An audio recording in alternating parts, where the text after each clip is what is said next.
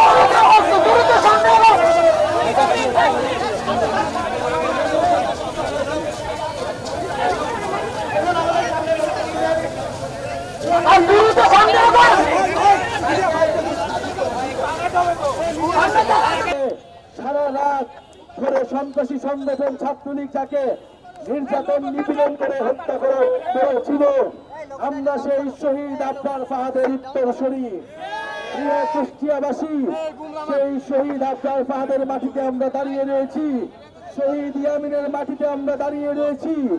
আমরা স্পষ্ট ভাবেই বলেছি, শহীদ আবরার থেকে শহীদ আবু সাইদ, শহীদ ইয়ামিন পর্যন্ত বাংলাদেশের মানুষের যে আশা আকাঙ্ক্ষা, বাংলাদেশ পন্থী রাজনীতির যে আকাঙ্ক্ষা, আধিপত্যবাদ এবং আগ্রাসন বিরোধী রাজনীতির আশা আকাঙ্ক্ষা, সেই আশা আকাঙ্ক্ষাকে ধারণ করে আমরা এগিয়ে যাব। আমরা ভারতীয় আধিপত্যবাদের বিরুদ্ধে আবরার ফাহাদের পথ ধরে লড়াই করেছি। আবার যদি কোন রাজনৈতিক দল, কোন রাজনৈতিক পক্ষ সেই আধিপত্যবাদের গোলাম হতে চায়, আমরা তার বিরুদ্ধে দাঁড়াবো। বাংলাদেশের জনগণ তার বিরুদ্ধে প্রতিরোধ তৈরি করবে। আমরা স্পষ্ট ভাবে স্লোগান তুলেছি, গোলামি নয় আজাদি চাই। আমরা ভারতের গোলামি থেকে আমরা মুক্তি পেয়েছি, পিন্ডির গোলামি থেকে আমরা মুক্তি পেয়েছি। আমাদের আগামী দিনে বাংলাদেশ স্বাধীনভাবে, সার্বভৌমভাবে, মর্যাদার সহিত আমরা দাঁড়াবো। আমরা আমাদের রাজনীতি, আমাদের রাষ্ট্র বিনির্মাণ করব। কুষ্টিয়ার আবরার ফাহাদ, কুষ্টিয়ার শহীদ ইয়ামিন আমাদেরকে সেই শিক্ষা দিয়েছে। আমরা সেই আশা আকাঙ্ক্ষাকে ধারণ করি, সেই চেতনাকে ধারণ করি। আপনারা কি শহীদ আবরার ফাহাদকে ধারণ করেন? শহীদ ইয়ামিনকে ধারণ করে?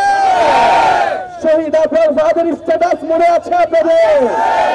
সেই একটা সময় যখন বাংলাদেশের মানুষ কথা বলতে পারত না, দিল্লির আধিপত্যবাদের বিরুদ্ধে কথা বলতে পারত না, তখন আবরার ফাহাদ আমাদের নদীর চুক্তি নিয়ে, আমাদের পানির ন্যায্য হিস্সা নিয়ে ফেসবুকে স্ট্যাটাস দিয়েছিল, আমাদের বন্দর নিয়ে ফাহাদ স্ট্যাটাস দিয়েছিল, বাংলাদেশের জনগণের স্বার্থের পক্ষে স্ট্যাটাস দিয়েছিল।